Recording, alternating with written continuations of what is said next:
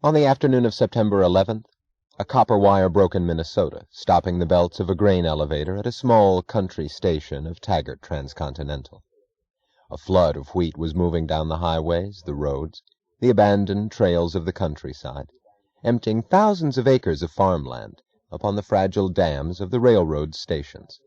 It was moving day and night, the first trickles growing into streams, then rivers, then torrents, moving on palsied trucks with coughing tubercular motors, on wagons pulled by the rusty skeletons of starving horses, on carts pulled by oxen, on the nerves and last energy of men who had lived through 2 years of disaster for the triumphant reward of this autumn's giant harvest. Men who had patched their trucks and carts with wire, blankets, ropes, and sleepless nights, to make them hold together for this one more journey, to carry the grain and collapse at destination, but to give their owners a chance at survival. Every year at this season another movement had gone clicking across the country, drawing freight cars from all corners of the continent to the Minnesota division of Taggart Transcontinental, the beat of train wheels preceding the creak of the wagons, like an advance echo rigorously planned, ordered, and timed to meet the flood. The Minnesota division drowsed through the year, to come to violent life for the sounds of the harvest. 14,000 freight cars had jammed its yards each year. 15,000 were expected this time. The first of the wheat trains had started to channel the flood into the hungry flour mills, then bakeries, then stomachs of the nation. But every train, car, and storage elevator counted, and there was no minute or inch of space to spare. Eddie Willers watched Dagny's face as she went through the cards of her emergency file. He could tell the content of the cards by her expression. "The terminal," she said quietly, closing the file. "Phone the terminal downstairs, and have them ship half their stock of wire to Minnesota." Eddie said nothing, and obeyed. He said nothing the morning when he put on her desk a telegram from the Taggart office in Washington, informing them of the directive which, due to the critical shortage of copper, ordered government agents to seize all copper mines and operate them as a public utility. "Well," she said, dropping the telegram into the wastebasket, "that's the end of Montana." She said nothing when James Taggart announced to her that he was issuing an order to discontinue all dining cars on Taggart trains. "We can't afford it any longer," he explained. "We've always lost money on those goddamn diners. And when there's no food to get, when restaurants are closing because they can't grab hold of a pound of horse meat anywhere, how can railroads be expected to do it? Why in hell should we have to feed the passengers anyway? They're lucky if we give them transportation. They travel in cattle cars if necessary. Let them pack their own box lunches. What do we care? They've got no other trains to take." The telephone on her desk had become not a voice of business, but an alarm siren for the desperate appeals of disaster. "Miss Taggart, we have no copper wire. Nails, Miss Taggart, plain nails. Could you tell somebody to send us a keg of nails? Can you find any paint, Miss Taggart? Any sort of waterproof paint anywhere?" But $30 million of subsidy money from Washington had been plowed into Project Soybean, an enormous acreage in Louisiana where a harvest of soybeans was ripening, as advocated and organized by Emma Chalmers, for the purpose of reconditioning the dietary habits of the nation. Emma Chalmers, better known as Kip's Ma, was an old sociologist who had hung about Washington for years, as other women of her age and type hang about bar-rooms. For some reason which nobody could define, the death of her son in the tunnel catastrophe had given her in Washington an aura of martyrdom, heightened by her recent conversion to Buddhism. The soybean is a much more sturdy, nutritious, and economical plant than all the extravagant foods which our wasteful, self-indulgent diet has conditioned us to expect, Kip's Ma had said over the radio. Her voice always sounded as if it were falling in drops, not of water, but of mayonnaise. Soybeans make an excellent substitute for bread, meat, cereals, and coffee, and if all of us were compelled to adopt soybeans as our staple diet, it would solve the national food crisis and make it possible to feed more people. The greatest food for the greatest number, that's my slogan. At a time of desperate public need, it's our duty to sacrifice our luxurious tastes and eat our way back to prosperity by adapting ourselves to the simple, wholesome foodstuff on which the peoples of the Orient have so nobly subsisted for centuries. There's a great deal that we could learn from the peoples of the Orient. Copper tubing, Miss Taggart. Could you get some copper tubing for us somewhere? The voices were pleading over her telephone. Rail spikes, Miss Taggart.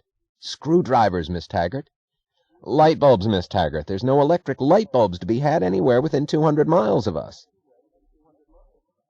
But $5 million was being spent by the Office of Morale Conditioning on the People's Opera Company, which traveled through the country giving free performances to people who, on one meal a day, could not afford the energy to walk to the opera house. $7 million had been granted to a psychologist in charge of a project to solve the world crisis by research into the nature of brother love. $10 million had been granted to the manufacturer of a new electronic cigarette lighter, but there were no cigarettes in the shops of the country. There were flashlights on the market, but no batteries. There were radios, but no tubes. There were cameras, but no film. The production of airplanes had been declared temporarily suspended. Air travel for private purposes had been forbidden and reserved exclusively for missions of public need. An industrialist traveling to save his factory was not considered as publicly needed and could not get aboard a plane. An official traveling to collect taxes was and could. People are stealing nuts and bolts out of rail plates, Miss Taggart. Stealing them at night, and our stock is running out. The division storehouse is bare. What are we to do, Miss Taggart? But a supercolor 4-foot screen television set was being erected for tourists in a People's Park in Washington, and a super cyclotron for the study of cosmic rays was being erected at the State Science Institute, to be completed in 10 years. The trouble with our modern world, Dr. Robert Stadler said over the radio at the ceremonies launching the construction of the cyclotron, is that too many people think too much. It is the cause of all our current fears and doubts. An enlightened citizenry should abandon the superstitious worship of logic and the outmoded reliance on reason. Just as laymen leave medicine to doctors and electronics to engineers, so people who are not qualified to think should leave all thinking to the experts and have faith in the experts' higher authority. Only experts are able to understand the discoveries of modern science, which have proved that thought is an illusion and that the mind is a myth. This age of misery is God's punishment to man for the sin of relying on his mind, snarled the triumphant voices of mystics of every sect and sort, on street corners, in rain-soaked tents, in crumbling temples. This world ordeal is the result of man's attempt to live by reason. This is where thinking, logic, and science have brought you, and there's to be no salvation until men realize that their mortal mind is impotent to solve their problems, and go back to faith, faith in God, faith in a higher authority. And confronting her daily, there was the final product of it all, the heir and collector, Cuffy Meggs, the man impervious to thought. Cuffy Meggs strode through the offices of Taggart Transcontinental wearing a semi-military tunic and slapping a shiny leather briefcase against his shiny leather leggings. He carried an automatic pistol in one pocket and a rabbit's foot in the other. Cuffy Meggs tried to avoid her. His manner was part scorn, as if he considered her an impractical idealist, part superstitious awe, as if she possessed some incomprehensible power with which he preferred not to tangle. He acted as if her presence did not belong to his view of a railroad, yet as if hers were the one presence he dared not challenge. There was a touch of impatient resentment in his manner toward Jim, as if it were Jim's duty to deal with her and to protect him, just as he expected Jim to keep the railroad in running order and leave him free for activities of more practical a nature. So he expected Jim to keep her in line, as part of the equipment. Beyond the window of her office, like a patch of adhesive plaster stuck over a wound on the sky, the page of the calendar hung blank in the distance. The calendar had never been repaired since the night of Francisco's farewell.